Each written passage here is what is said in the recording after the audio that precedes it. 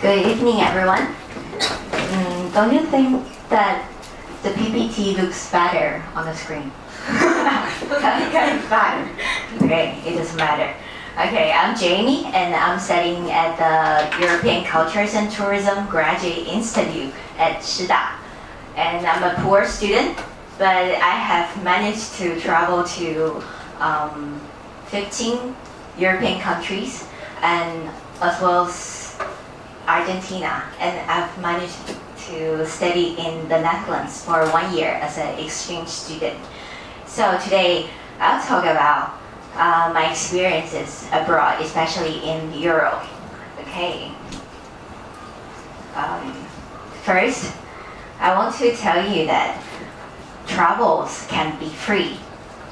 Maybe you would think that travels are very expensive, but no, I told you that I am a poor student, but I've managed to travel to so many countries. So there are some tips, and today that's what I'm going to do. I'm going to tell you the tips today. And before the tips, I'm going to show you some ways that might be free. For example, study tour, exchange program, study program. And in these programs, maybe you can find scholarships because study is good. So many companies, schools, and also, companies, schools, and also the government may provide you the scholarships. For example, I was an exchange student in the Netherlands, right? And for this 1 year, I received 2 scholarships. And the scholarships almost cover all the expense, including travel, for the whole year. So I didn't really spend money for my exchange program. And also, if you want to study abroad for your master program, maybe you can check EU, the Erasmus program. If you apply the Erasmus program, maybe you can get Erasmus scholarship. And this Erasmus program is very particular because the program includes 3 periods, and you will study in 3 different countries. So I think it's a very cool experience. And also, you may get a award from competition, and maybe they'll send you to a country for free. And also the ambassador, for example, environmental ambassador or friendship ambassador, etc. Or volunteer. I joined the volunteer work camp from Vision Youth Action. Have you heard of that? 愿景 in Chinese. Yeah. And for this program, you only spend $6,800 NT dollars, and you can do your volunteer work. So think about it. If you travel to Northern Europe, the accommodation and transportation is very expensive, right? And you only spend $6,800 for all the meals and accommodation. So I think volunteer work in Northern Europe is very good. And I did that in Poland, and it was also really good. Today I'm going to talk mainly about tips. So if you want to know more about my experiences, please ask me in the Q&A, because I'm afraid that I don't have so much time to talk about the experiences. Okay, and the last one is the working holiday. Now there are 5 countries, that is US, Australia, New Zealand, Japan, and Germany, that offers working holiday visa. And Germany just announced on Tuesday, so it's really new. Yeah. Okay. Before I talk about the tips, I really want to do a survey. If you are going to travel, or you have a plan that you're going to travel in recent 3 years, please raise your hand. Okay. Please raise your hand, because maybe I can tell you more tips about the country that you're going later. So, okay, I want you to do a survey, please. Where are you going? I'm planning to go to Australia, good. For Maybe exchange program. exchange program, okay. And someone? Emily? I want to get in Europe. Europe, For okay. exchange. Okay. And you? Okay. And the one? Europe. Europe? Anyone there? Europe. Which country in Europe? Perhaps England. England. Okay. Nice. Okay. I'll tell you why it's nice. Okay. Here, anyone? No? Okay. Holland. Woo! I went to Holland too. Okay. Anyone? Okay. You can ask me a lot of information about Holland later. Okay. Okay, so let's start it. First, I'll talk about the transportation, then accommodation, and some useful tourist information and how to take care of things that are valuable during your trip. Okay, first, by plane. The cheap planes in Europe and also in the United States are so cheap that you cannot imagine. For example, I took a plane from Germany to England. Guess how much? Whoa, what's that? That was 8 euros. And euros is about 42 now, so about 320 NT dollars from Germany to England. Yeah, and the cheapest airline is Ryanair in Europe. And the ticket I mentioned was from Ryanair.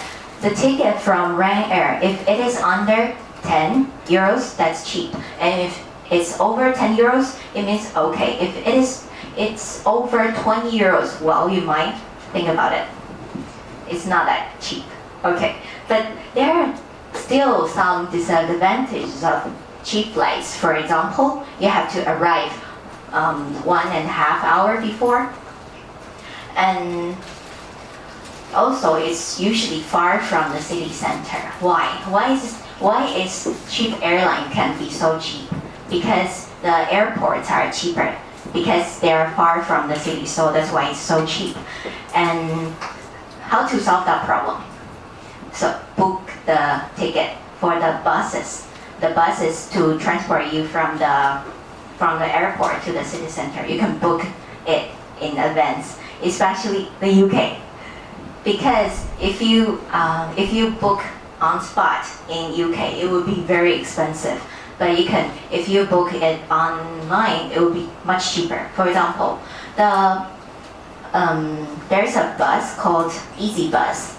That's from the airport to the city center. If you book it online, you can get £2. But if you buy it on spot, it will be £8.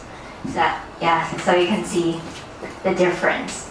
And also, the cheap airlines are really strict on your luggages. For example, you can only take one luggage with you. That's including your ticket. And if you want to have more luggages, then you'll have to pay 15 euros for another one.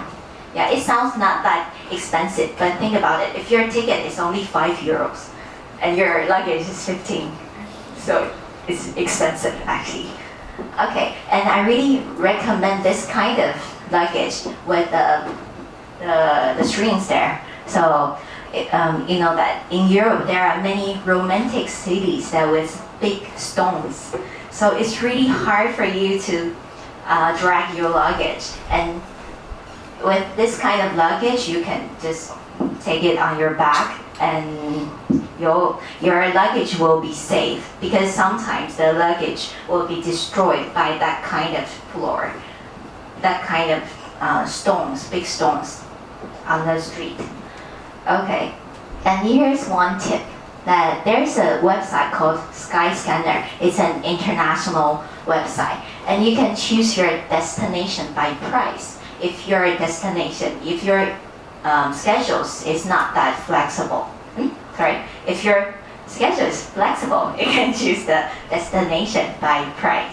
For example, you set a date, then you go to the website and it'll show you that which destination is the cheapest at that time. Yeah, you can choose by the price. And another is to buy train or by bus. Be careful if you buy a train ticket. There will be many kinds of ticket that is seat and sleeper. What is sleeper? That is, you can adjust the back. And seat, usually you cannot, just like a seat, you cannot adjust the back. And couchette is actually like a bed. Okay, I think sleeperette and couchette is quite confusing because sleeperette sounds that it's a bed, isn't it? So, but actually couchette is the bed and sleeperette is a kind of seat that you can adjust. Okay, and do you know Euro pass?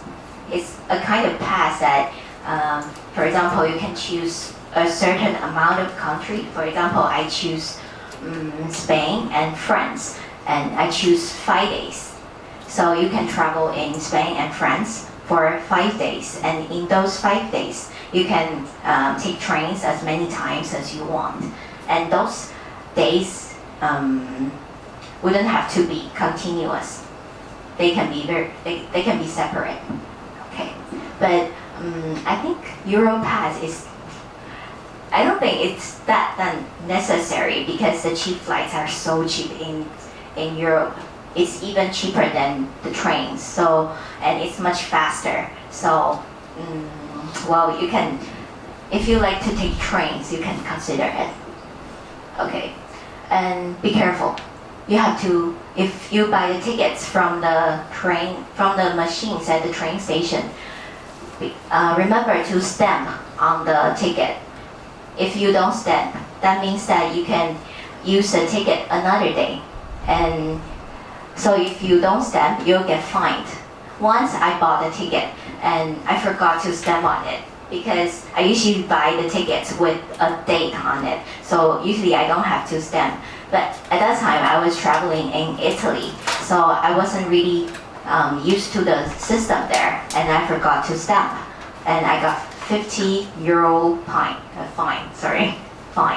50 euros. Yeah. So be careful.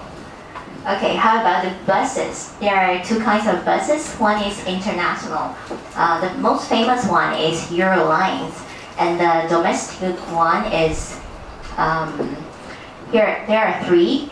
The first two are in the UK, Megabus and National Express, and the third one is Deutsche Touring, that's in Germany. And I think it's better to sleep overnight on the buses than the train. Yeah, because buses don't stop for many stops, but trains will. So I think sleeping on the buses are actually more comfortable than sleeping on the trains. Okay, there's another choice. You can take the cruises. It's not that expensive as you imagine. You can, there are the major areas to take cruises are in Northern Europe and in the Mediterranean countries. In Northern Europe, the Viking lines and Chilean lines are the most well-known cruises. And Viking lines, the price is more reasonable, and Chilean is more luxurious. But if you book the ticket maybe 1 month ago or 1.5 months ago, there is a program called Early Bird, and the price is about half. So it'll be very cheap, I guess. And also in the Mediterranean countries, you can take MSC cruises. The program is quite different from those in Northern Europe because you can choose a package, for example, 7 days, and in those 7 days, the cruises will take you to several countries, and on the cruises, you can have all you can eat. And the cruises in Northern Europe is just for transportation, so it's quite different.